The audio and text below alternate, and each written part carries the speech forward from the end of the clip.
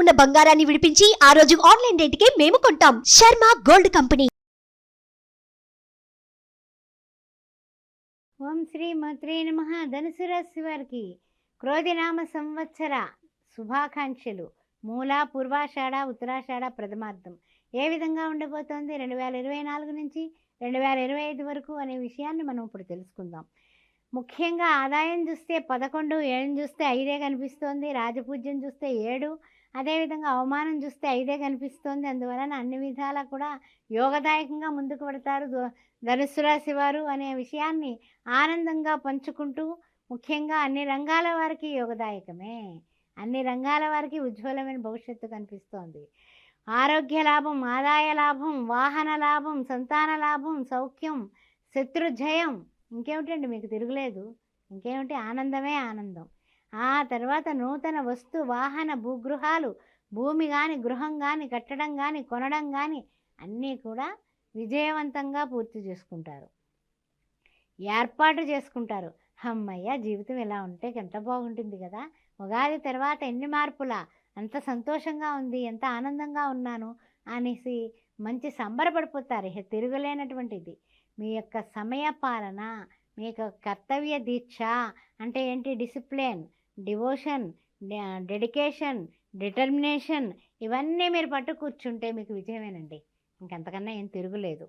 అయితే మనకి జూన్లో మాత్రం జూలైకి వస్తులోకి జూన్ వరకు సంతోషంగానే ఉంటారండి.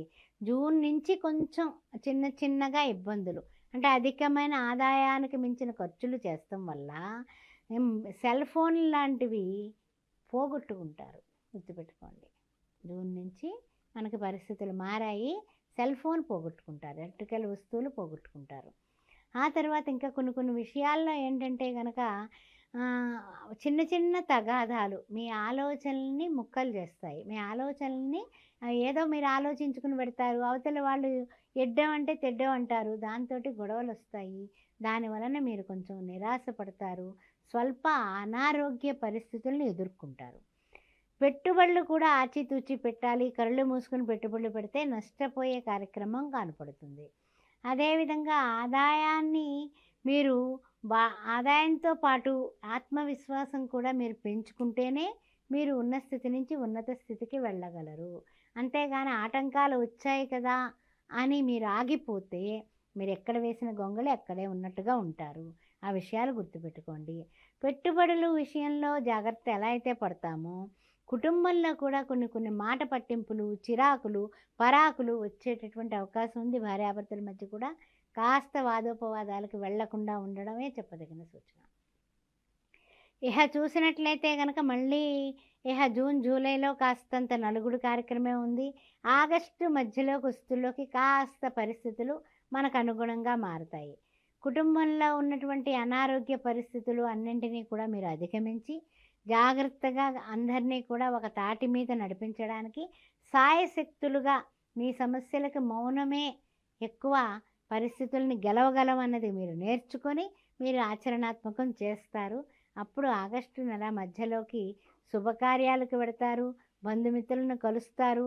చక్కగా కొన్ని విషయాల్లో మిమ్మల్ని అవతల వాళ్ళు కూడా పొగడ్తలతో ముంచెత్తి కొన్ని విషయాల్లో శుభకార్యాలకు వెళ్ళడం వల్ల కొంతవరకు కలిసి వస్తుంది అని చెప్పచ్చు.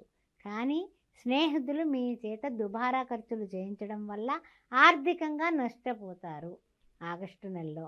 అదేవిధంగా ఉద్రేకం ఎక్కువ అవుతుంది, ఆర్థికంగా రాణింపు ఎప్పుడైతే ఉండదో కోపాలు, తాపాలు, చిరాకులు, పరాకులు ఎక్కువైపోతాయి. మధ్యవర్తిత్వాల వల్ల కూడా ఇబ్బందులు పడతారు. తర్వాత ఏంటంటే కనుక కుటుంబంలో కూడా చిన్న చిన్న విరోధాలు, ఆరోగ్యానికి సంబంధించి, నేత్రాలకు సంబంధించి వ్యాధులు వచ్చే సూచనలు కనిపిస్తున్నాయి. ఈ విధంగానే స్పెక్యులేషన్స్ జోలికి వెళ్ళకండి. సెప్టెంబర్, అక్టోబర్ విషయాల్లో, నవంబర్ విషయంలో కూడా కొంచెం జాగ్రత్తగానే ఆచితూచి ఉండండి. సమస్యలు మౌనంతోటే అధిగమించండి. విద్యార్థులు పునరుచ్చరణ అంటే తిరిగి చదవడం వల్ల కానీ వీళ్ళు మంచి మార్కులతో పాస్ అవ్వలేరు. ఆ విషయంలో శ్రద్ధ వహించండి.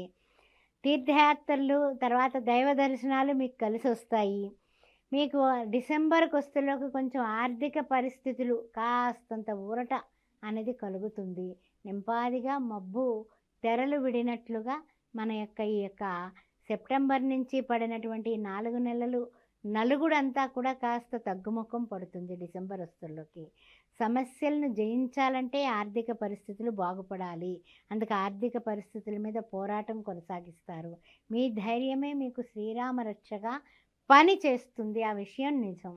అయితే జనవరి నెల వస్తుల్లోకి చూసినట్లయితే గనక 2 పంటలకి కూడా రైతులకి దిగుబడి బాగున్నప్పటికీ కూడా రుణభారాలు ఎదుర్కొంటారు.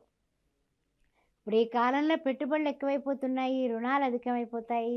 అందువల్ల దిగుబడి ఉన్నప్పటికీ కూడా ఆ అప్పులు తీరుస్తుల్లోకి వీళ్ళ దగ్గర ధనం కాస్త తగ్గిపోతుంది. అందువలన రైతులు ఈ విషయంలో జాగ్రత్తగా ఉండడం చెప్పదగిన సూచన.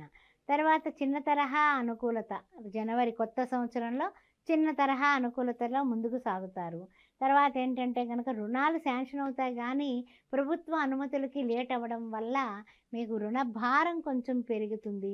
కానీ ఏంటంటే టైం తీసుకుని అప్పుడు అప్పులు తీర్చుకోవడానికి పరిస్థితులు బాగుంటాయి. విద్యార్థులు టార్గెట్ పెట్టుకోండి, మర్చిపోకండి. వృత్తి ఉద్యోగాలు వ్యాపారంలో ఫిబ్రవరి నెల మధ్య భాగానికి కాస్త సమస్యలు ఒక్కొలిక్కి వస్తాయండి. అమ్మయ్య అనుకుంటారు. ఇహ తర్వాత చూసినట్లయితే కనుక ఆ అవసరాలకు సరిపడా ఆదాయం వచ్చి క్రయ విక్రయాది విషయాల్లో మీకు అనుభవజ్ఞుల సలహాలు తీసుకుని మీరు ముందుకు పెడితే తప్పనిసరిగా విజయం సాధిస్తారు. ఇంకా మార్చి నెలలోకి వస్తుల్లోకి మీకు మార్చి నెలకు వస్తుల్లోకి కొంచెం పట్టుదలతో అన్ని రంగాల్లోని కొంచెం చికాకులు ఎదుర్కొంటారండి. తర్వాత చూసినట్లయితే లక్ష్య సాధనతోటే విద్యార్థులు చదివితేనే మంచి లక్ష్యాన్ని గోల్ని చేరుకోగలరు. ఆదాయ వ్యయాలు అంచనా వేసుకునే ఖర్చు పెట్టుకోవడం మంచిది. ఆ చికాకుల్ని కోపాన్ని అన్నింటికీ కూడా ఒక మెడిటేషన్ కానీ యోగా కానీ చేయడం, ఆ తర్వాత చండీ పారాయణ చేయించుకోవడం, చండీ హోమాలు జరిగినప్పుడు పాల్గొవడం చెప్పతగిన సూచన. దుర్గామాతను గట్టిగా ఆరాధించండి. ఓం దుమ్ దుర్గాయ నమః అనేది నోట్లో నాలుక మీద నర్తన చేయాలి. దత్త చరిత్ర పారాయణం, ఉమామహేశ్వర చరిత్ర పారాయణతో భార్యాభర్తల మధ్య అన్యోన్యత ఏర్పడుతుంది. తప్పనిసరిగా మీరు గురువారం నాడు అన్నదానం చేయండి. ఓం శ్రీ మాత్రే నమః.